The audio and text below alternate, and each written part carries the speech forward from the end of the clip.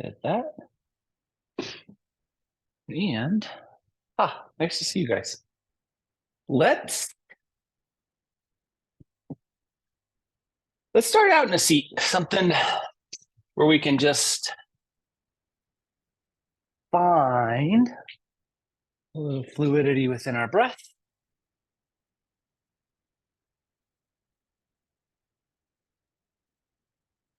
And yeah, just that comfortable seat that allows you some ease in your breath.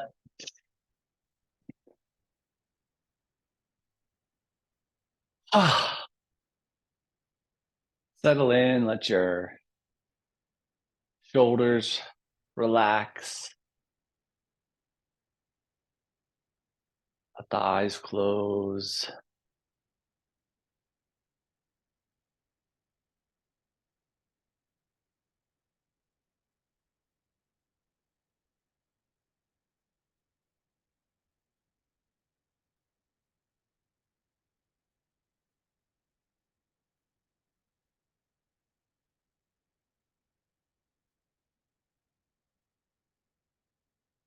Slow down on the rate of respiration.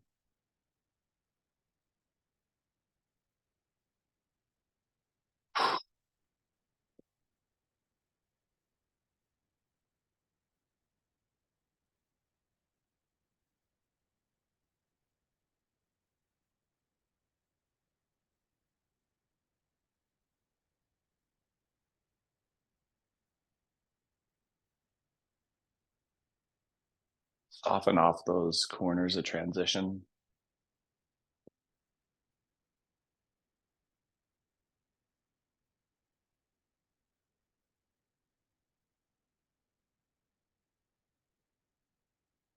Let's just give ourselves 60 more seconds here.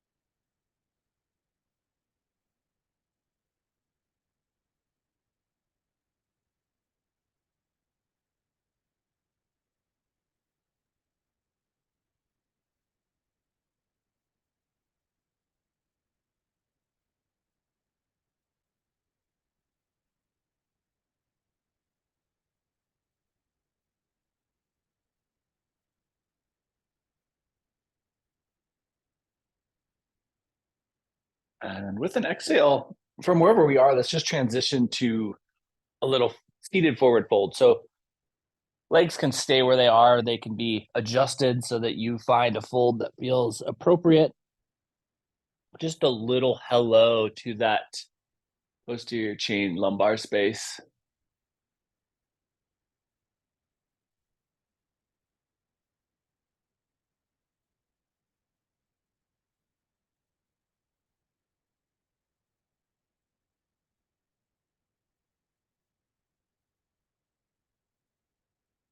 And let's walk ourselves back up into seat. And let's take our ball, sphere, sock, whatever it is. And we're just going to play with a little pressure in between the hands. So fingers extended and just a little roll here. Just as a little bit of a wake up for the nerve endings and the musculature kind of within the palms. We don't always get into this soft tissue, right? Pretty important area of soft tissue, but we don't really spend a lot of time addressing it.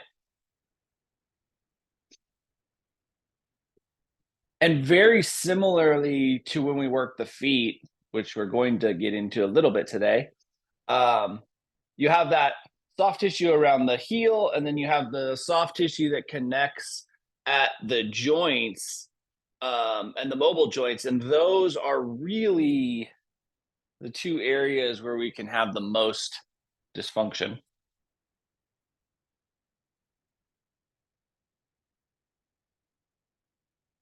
And then let's transition, just release that, keep that ball with you. We'll transition to hands and knees tabletop. So we'll play with that soft tissue just a little bit more before we move on. Taking that ball sphere underneath the left hand, let's just set up for a symmetrical tabletop with some asymmetry in the hand position. And once you feel like you have the weight balance, once you feel like you're stable, exhale out, find your way into cat, flexion of the spine. And then inhale in, drop the belly, lift the tailbone, lift the chin. Exhaling out. And as the spine moves, note how the sensations in the hand change. And then inhaling in. Just a really wonderful example of how interconnected all of the body soft tissue is. And just continue with your breath and with this movement, feeling into that hand space. And let's go through 2 more full cycles.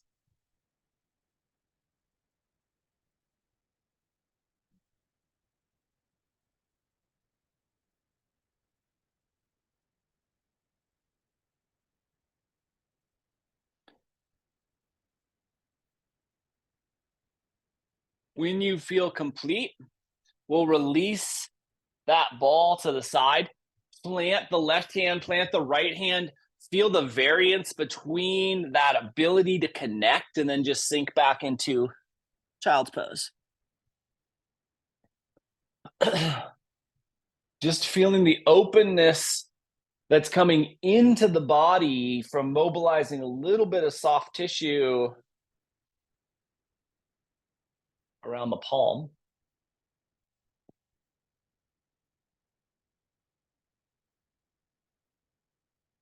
And then let's pull ourselves forward and we'll head over to side 2. Placing that ball underneath the right hand, splaying those fingers out wide, creating a stable shape for yourself, even with that little asymmetrical hand placement. And then exhaling out, rounding the back, tucking the chin, tucking the tailbone, getting that big arch. And then inhaling, dropping the belly, lifting the tailbone, lifting the chin.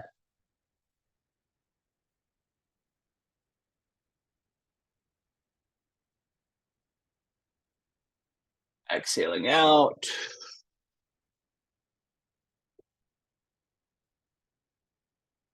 Feeling the capacity for lift. And inhaling and dropping. Feeling that capacity to release. And then just work through 2 more cycles with your breath.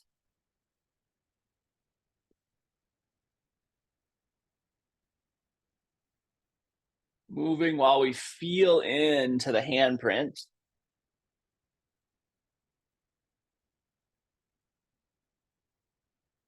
And then let's eventually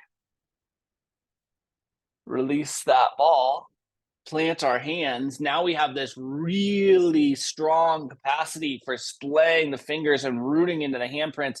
Keep the hands anchored as you sink back into child's pose. The more anchoring we have in the upper body, right, in that extension of the arms, the more we have the capacity to pull away from something and really elongate the upper back. It's very easy to find the length in the lower back in child's pose. It's core squeeze. To get the upper back, we oftentimes have to have an anchor to pull away from. See if you can feel that upper back expansion.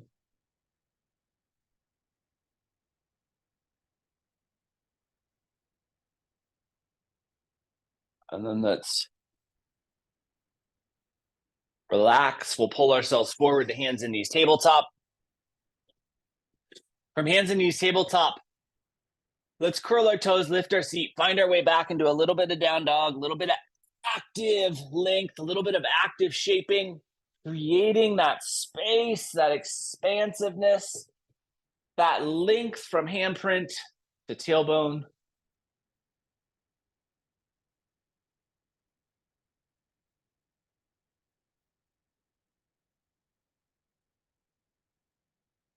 And then we'll walk ourselves forward and find our way in fold.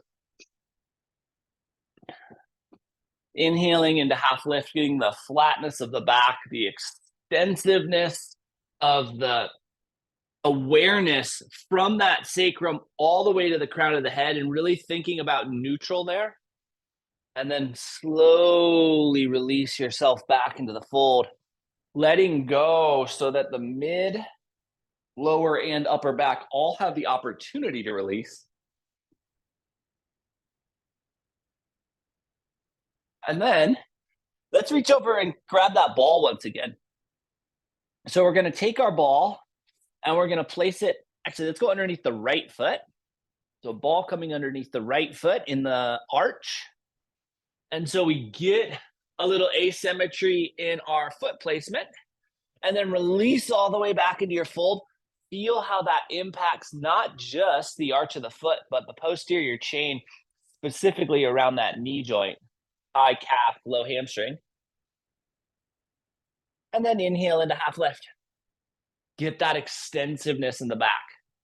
Feel the arch respond to the posterior chain pull.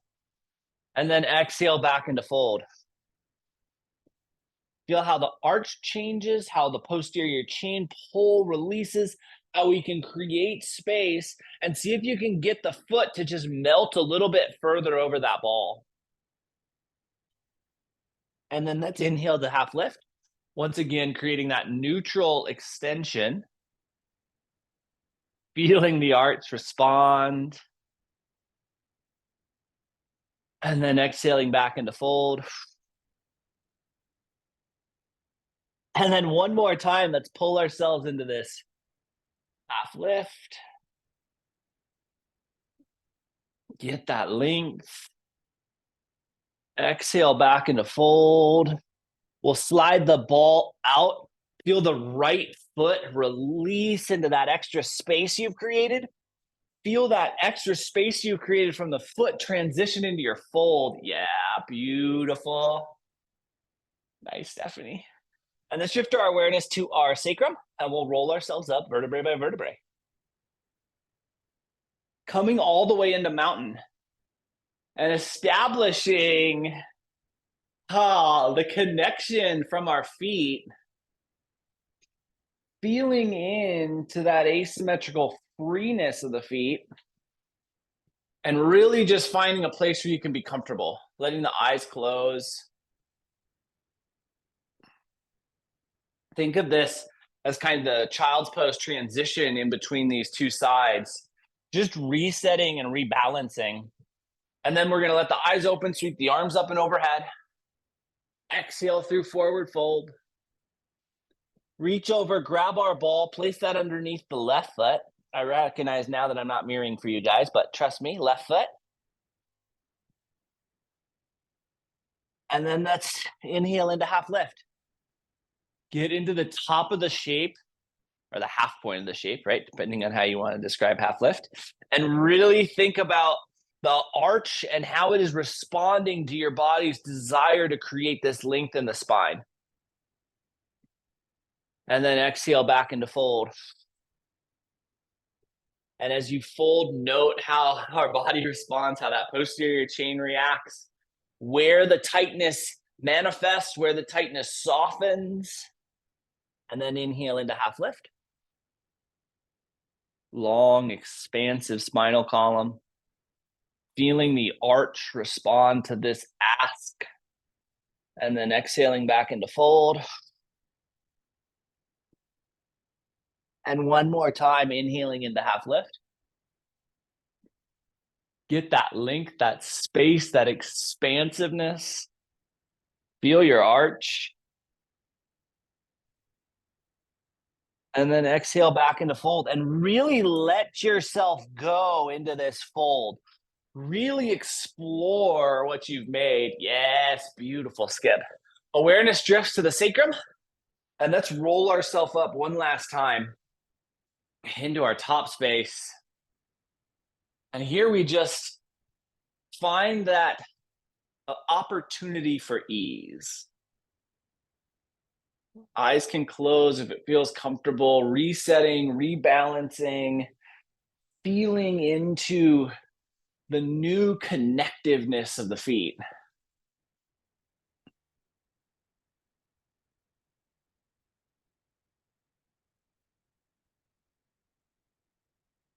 And then we'll sweep our arms up and overhead. And exhale through forward fold. Inhale into half lift. Exhale back into fold. Plant your hands. We'll walk ourselves back into down dog. Last down dog of class, but down dog with a lot of room, considering we haven't really played with creating room outside of the feet and hands. Don't be afraid to get all the way back into that, bending the knees. And let's come down to hands and knees, tabletop, and we'll flip the tops of the feet and sink back into one last version of child's pose. Last little exploration of this shape for the day.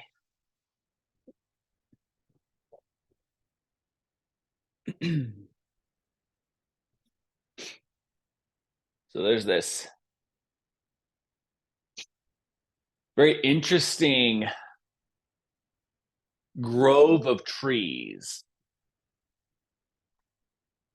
And this grove of trees is interesting because it's made up almost exclusively of Osage orange. This ancient tree that used to be a favorite food producer for woolly mammoths. It grows these large, hideous globes.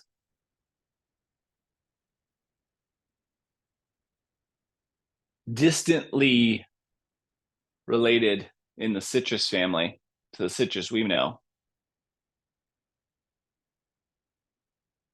These globes are seed balls that are essentially unutilized today. They have this latex sap.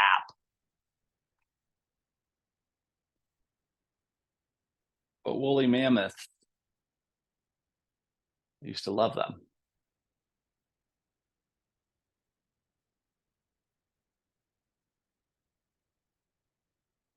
When it feels appropriate, let's pull ourselves forward to hands and knees, tabletop, and then transition to staff, legs extending out in front of us. Just check that you have your ball and your blanket or towel handy. And then once you get that leg extension, let's just follow that forward into a traditional seated forward fold.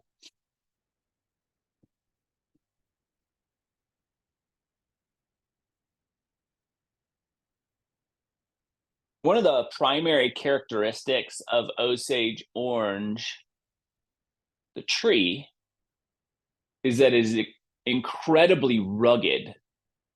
And you can imagine a tree that was grazed upon by these huge woolly mammoths would need to be. And so the wood is incredibly dense and hard. And it is covered, absolutely covered, in these huge 3-inch thorns.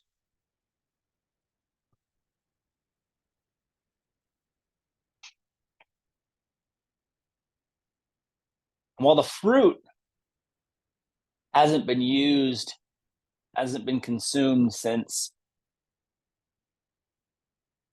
the woolly mammoths went away,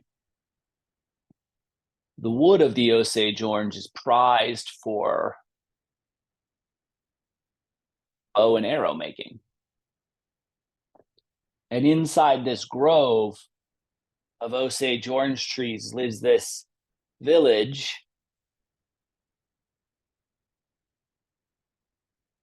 where everyone and everything revolves around the bow and the arrow. Archers.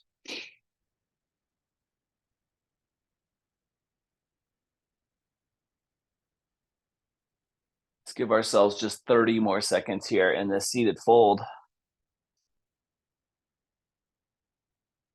And so this community of archers, known for their quality of construction and also their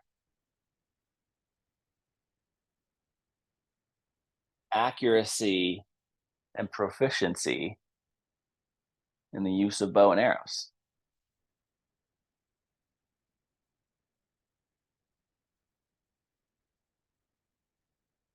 Let's walk ourselves up into a seat.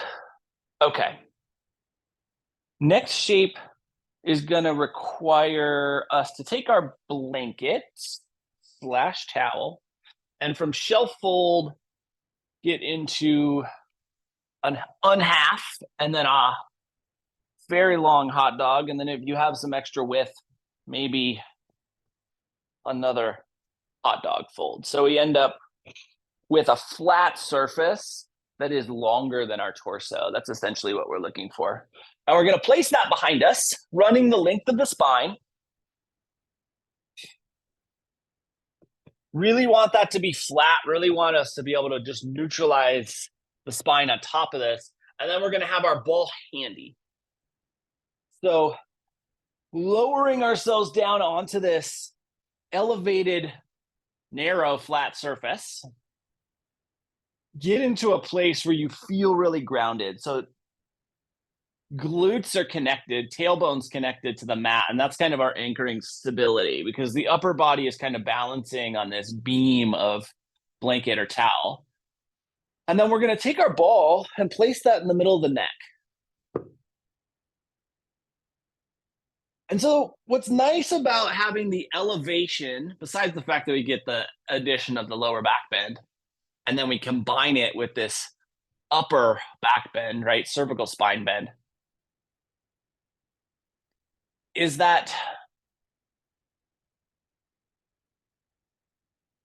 the blanket provides kind of a little softness so that the ball more easily can rest in the middle of the neck, kind of in the middle of the arch of the neck. And you can adjust here slightly above or slightly below that arch. And I'll say just a little bit on that. You know, the human condition that we'll probably be dealing with the most in the next, well, however long humans exist, is that we are developing this kind of protruding bump at the transition point between the thoracic and cervical spine, right? Thoracic spine, very rigid, held together by the rib cage and the clavicle and everything. Every design element of the thoracic spine, as I go a little low there, is to protect and create stability, right? All of our vital organs are protected by this hard kind of shield of sheath that is the rib cage thoracic spine. And then we get into this area of great mobility and flexibility of our neck. And that transition point, because we have so much flexibility in our neck and because we spend so much time looking down at phones and screens, gets a little bit over mobilized into this flexion, right? So if you can get the ball a little bit lower and start to address that and get that reversing, great opportunity. The challenge is for many of us, that can be remarkably painful because we've already put so much time in the flexion shape that going into the extension shape, especially with a prop encouraging it, is unbearable. So if it's a unbearable amount of discomfort, don't try to bear it. Adjust the prop higher until you feel a point where you get benefit. And I know that was a long intro to the shape, but I do want to spend a little bit of time here because I think it's worth it to get this reset of the neck.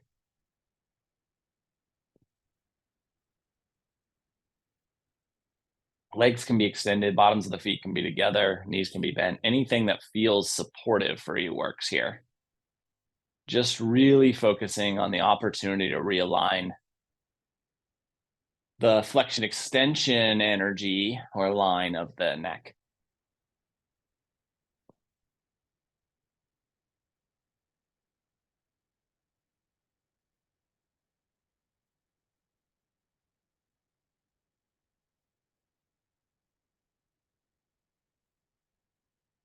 And so these people that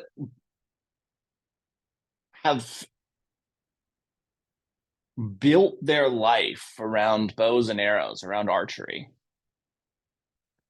have developed this very unusual spiritual connection to these tools as well.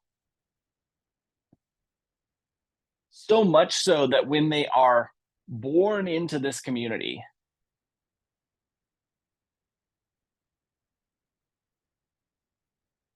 within their field of vision, there are constantly these targets sitting out on the horizon.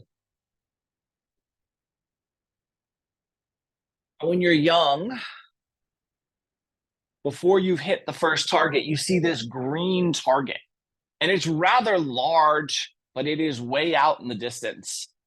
And no matter where you look, this target stays within your field of vision. You'd think that would be really annoying and really confusing, but humans are so adaptable that they adapt just how their field of vision is. But even more interesting than the target being in their field of vision is as they grow up and they learn and they acquire their skills in archery. They will shoot an arrow through the center of that green target. And when they do, that target will instantaneously disappear. And further out in the distance, a red target will appear. For the members of this community who are skilled enough, who are adept enough to shoot an arrow through the red target, that red target will instantaneously disappear. And further out into the distance, this tiny golden target will appear. This target's so far away, so small, no one in the community has ever hit it. Well, plenty of people are able to see it.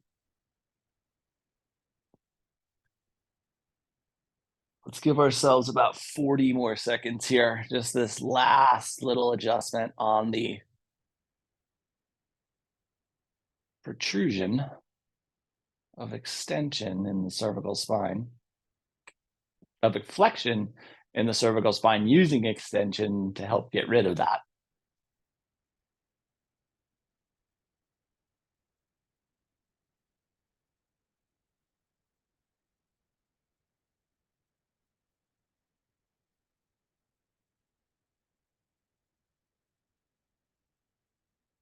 Eventually, we're going to slide that ball prop out from underneath us and just let your head come down onto the prop and then roll to one side or the other, whatever side feels most appropriate. We're going to pull that prop out and just set it to the side for now. And then as the spine realigns, let's bring our knees into a bent position, kneecaps point towards the ceiling, and we're going to start to roll our chin from side to side. So like you're making this big extended no movement with your head, with your neck.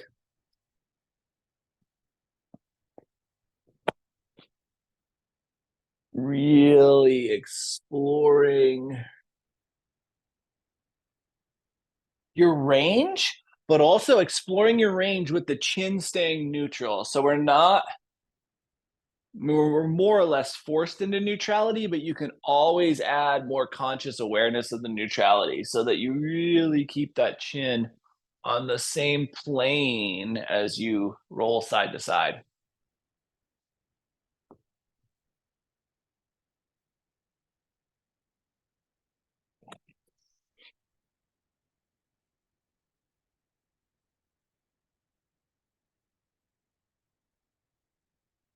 One more time in either direction.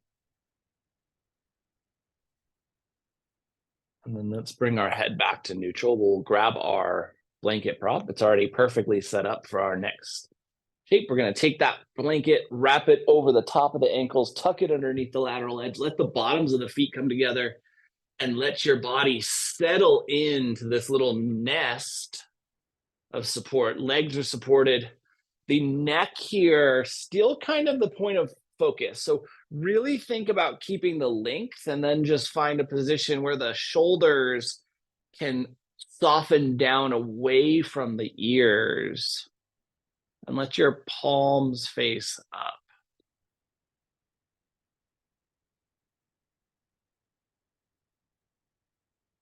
Looking to deactivate the lower half of the body and maybe even feel a little bit of like residual traction in the cervical spine from that adjustment we've made, as long as we can keep the length of the neck maximized. Chin stays neutral, not tucking down.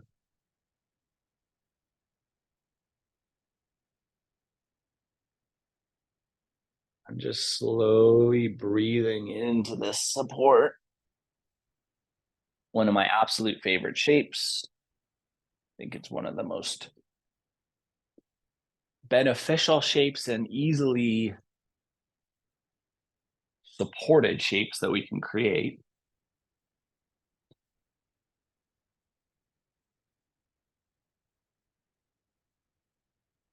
And so there's this little young boy in this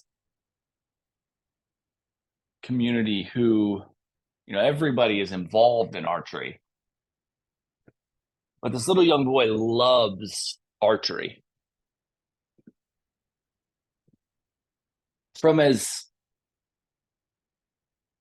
young as was possible, he has been drawn to archery.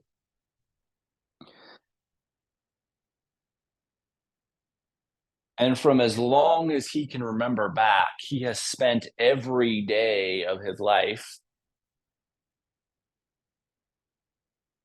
focusing on that green target. From sun up till sundown, even when he was so small that he didn't have the possible strength of pulling on that bow hard enough to get an arrow towards the green target, he would go out and he would attempt to shoot an arrow through this green target.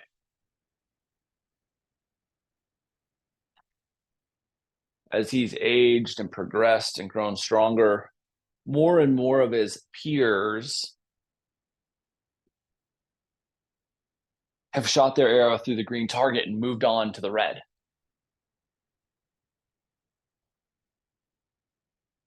And even though he spends every day focused on making this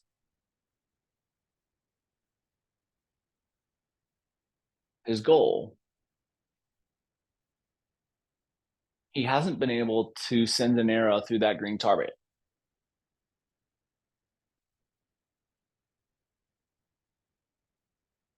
And even though he spends every day thinking about how to make this happen,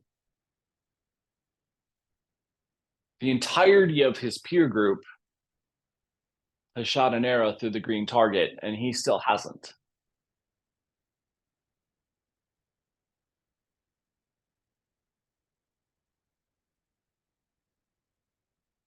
And while he sees all of his friends, his peers moving on to their red targets,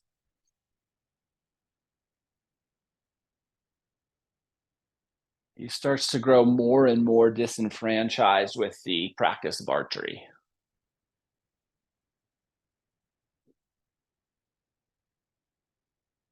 He still gets up every morning and he goes out and shoots his barrel of arrows. But with every misfire, he starts to dislike the practice more and more.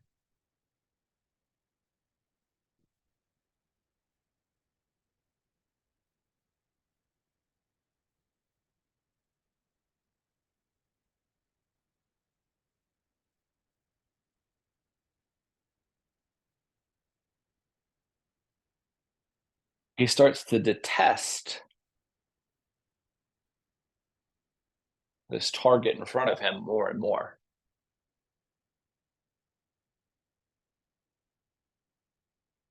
One day when he's out shooting,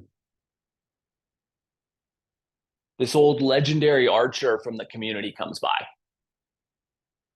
and he sees him, he watches him for a while, and he sees that he's just misfiring arrow after misfiring arrow.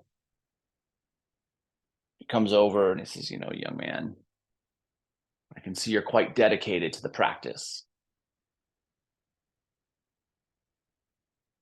And the boy's like, yeah, I just want to hit this green target so that I can move on. And this old legendary archer, well, would you like some insight on how you can hit that green target? And boy, very excitedly, his eyes kind of pop. He says, anything. Tell me what I need to do. Last 60 seconds here in this deep, where we're focusing on the elongation of our neck while the entirety of our body is supported or held by the mat or by our prop.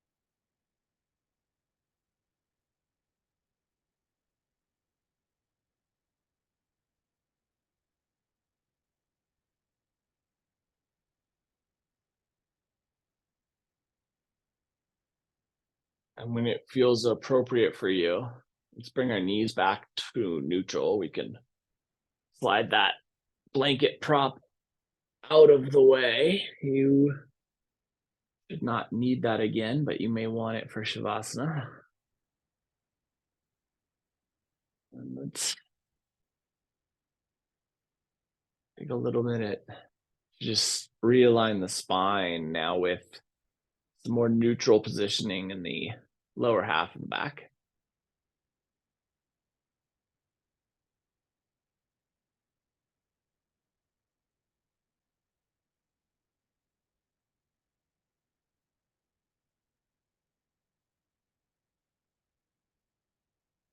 And then extend your left leg down the mat and pull your right thigh in towards the torso. Clasp the hands on that right shin or hamstring. Instead of thinking about the hip, think about the spine, especially into the neck. So it's very easy to cheat this shape, right? By pulling our head forward and going into that same computer shape. Really think about keeping the back of the head grounded as you lift the knee up towards the pec, let's say. And then relax the right leg so that it mirrors the left. Big, deep, full breath here as you land in this neutral space. And then let's pull the left knee in, hands clasp on the shin or hamstring. Same emphasis and focus here. It's on the neck, not on the hip. Really thinking about the neck length as you draw that knee towards the pec.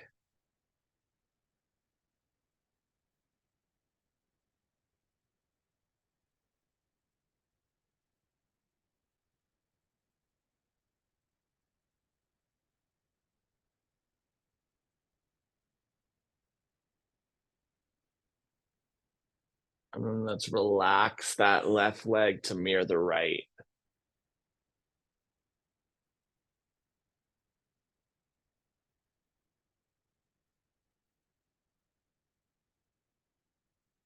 Keeping the neck long, the head anchored, extend both arms towards the ceiling, and then interlace the fingers. turn the palms away from you if that's accessible. If not, keep the palms towards you. And then with the idea of neck length, we are going to exhale and extend the arms overhead towards the wall behind you. And then push those heels away. And then relax the hands back up towards the ceiling. And release the arms towards cactus. And let the entirety of the body relax, right? So we're looking to create this entire spinal column length. But as I always try to emphasize, we take space not through force, but through relaxation, right? So we want our body to relax into that space that you've created.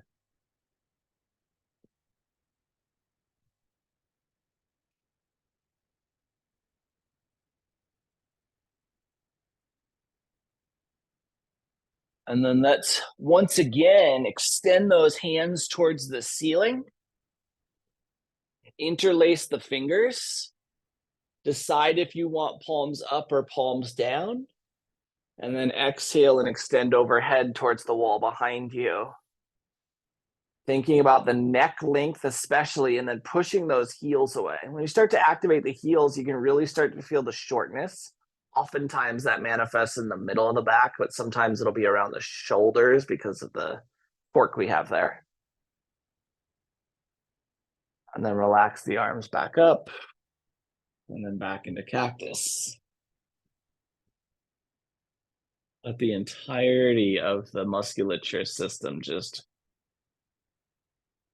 be at ease. And so this young boy gets really excited that this legendary archer is going to teach him how to hit this target. And the archer says, you know, you got to pay attention to the weight distribution in your stance. You want to find an equilibrium between the front and the back foot. He says you need to focus on slowing down your rate of respiration. You need to bring your conscious awareness to your breath. Because you need to pay attention to the caress of the wind and how that's going to impact the flight of your arrow. And with each word that this legendary archer shares, the young boy's disappointment grows. He thought he was going to get a lesson in hitting the green target. Instead, he's getting this poetic expression of the world.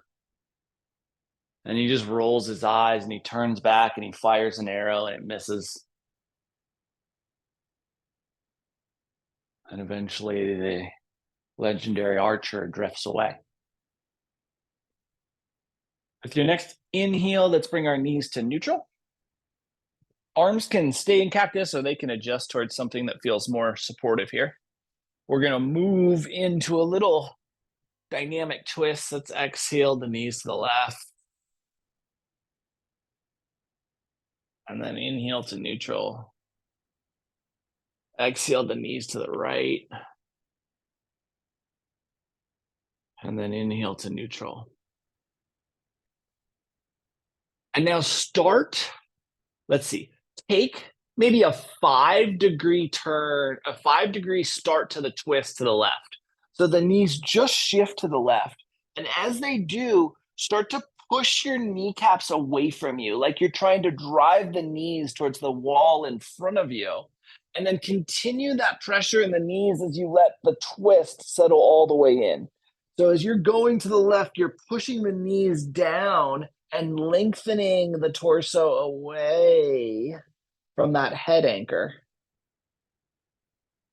And then keep that pressure in the knees as you come back to neutral. You'll notice as you get back to the full neutral point, it's almost impossible to put any pressure in the knees without lifting the tailbone because the feet change the capacity. And then so we'll go just that 5 degrees to the right, start to repressurize, and then let the knees push away from you as you go into that second side of the twist.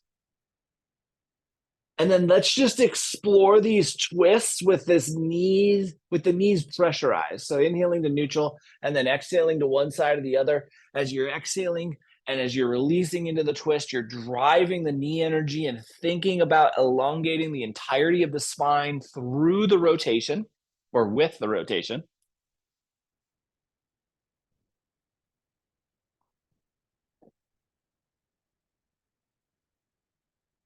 And so at the end of the day,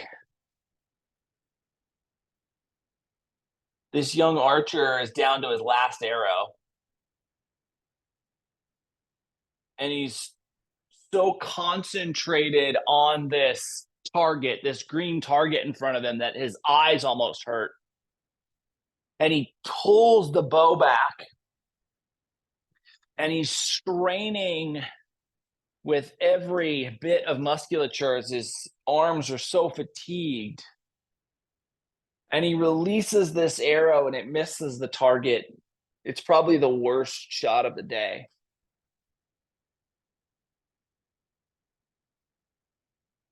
And he just slumps over into a puddle and starts bawling his eyes out. The next time the knees fall over to the left, let's let them stay there. He's crying.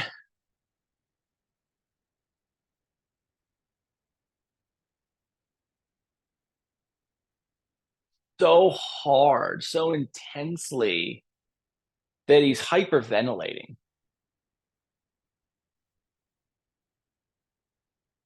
And with the tears just streaming out of his face and his field of vision so blurred and his rate of respiration so disorganized. For the first time in his life, that green target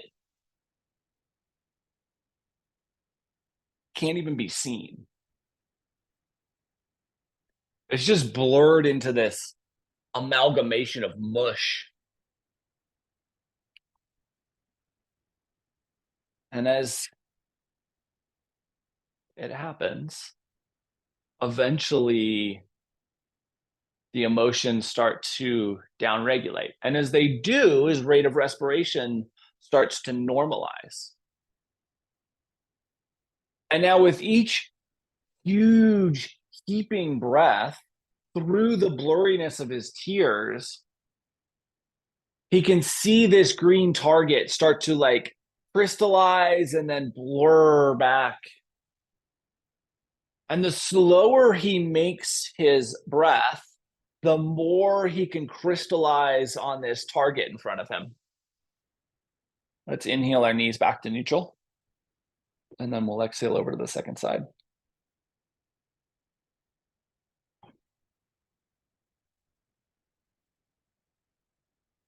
And he starts to see, he starts to feel, he starts to experience this length between the clarity of this target and his rate of respiration.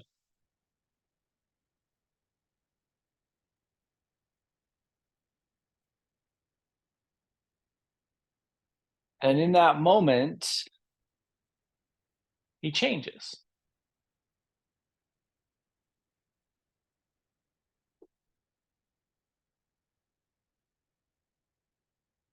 The next day when he wakes up, he's found a new love for archery. He goes out with his barrel of arrows, and each and every single draw back, he feels the caress of the breeze. He controls his own respiration. He feels the grain of the wood and the arrows and the bow.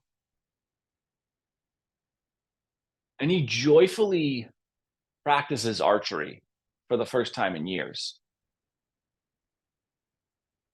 not even concerned, not even looking at that target in the distance. When it feels appropriate for you, as it feels appropriate for you, let's bring our knees back to neutral.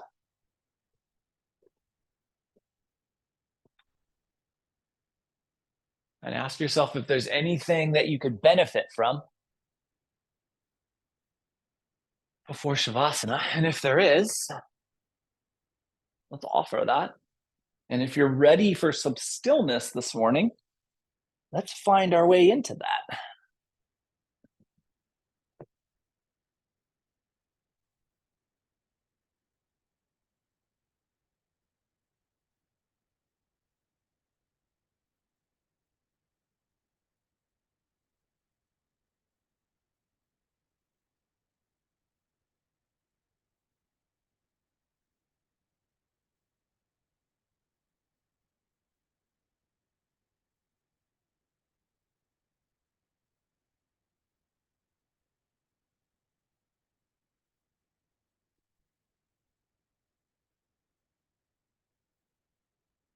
The enthusiasm he has for archery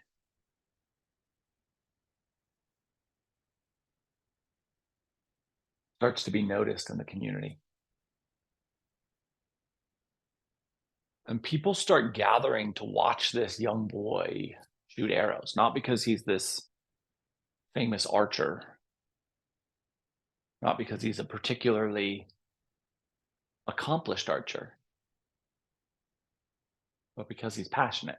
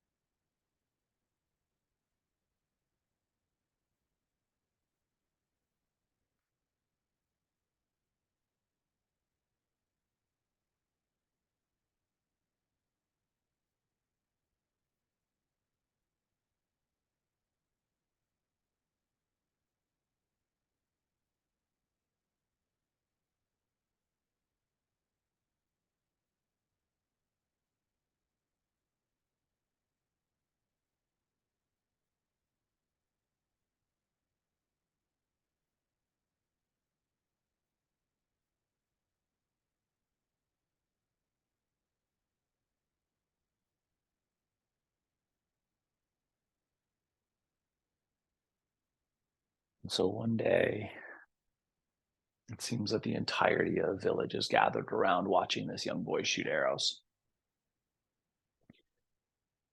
And he's on his last arrow of the day, and he pulls the arrow back and he lets it fly.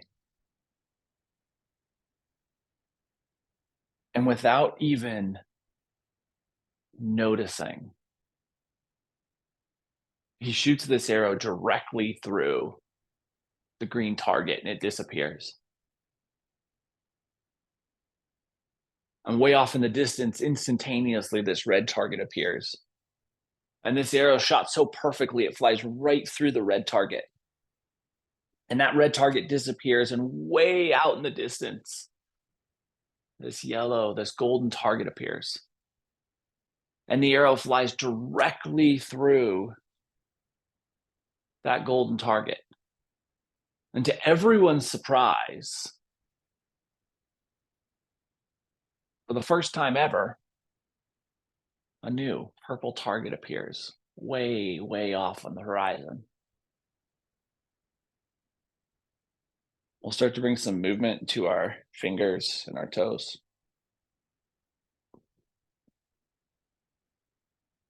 Into our wrists and our ankles, our elbows and our knees, our shoulders and our hips,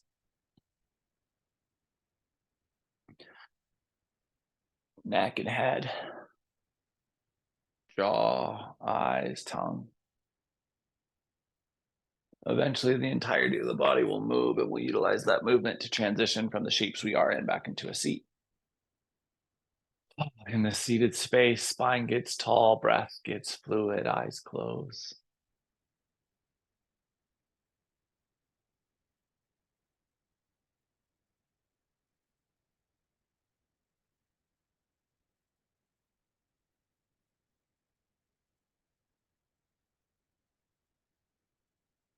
And with your next inhale, let's bring our hands together, heart center. Over the course of the next 7 days, can you remind yourself that goals are self-imposed limitations, and limitations are boundaries? And see how that impacts your experience. Thank you so much for being a part of this morning's practice and for being you. Namaste.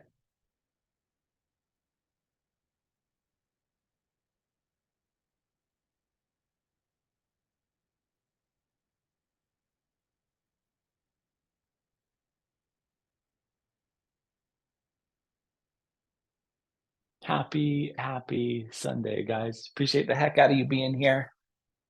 Hope you have one heck of a beautiful rest of your day. I'll be back tomorrow night if you want to move, and we'll do this again next Sunday. Have a beautiful week if I don't see you tomorrow. Love the heck out of you. Mwah.